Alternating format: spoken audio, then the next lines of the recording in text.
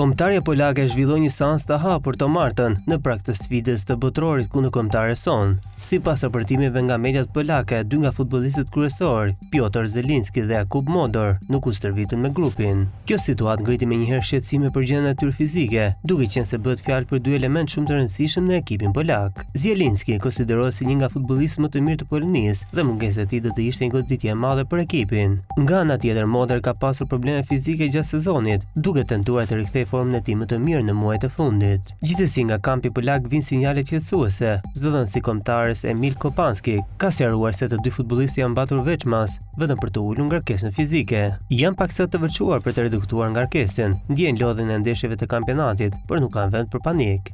Pjesëmarrja e tyre në ndeshjen e Seintes nuk është në rrezik, është shprehur ai. Sipas mediave vendase, të 2 futbollistët kanë ndjerë shqetësime të lehta muskulore, por jo të një niveli që të humbasin sfidën kundër Shqipërisë.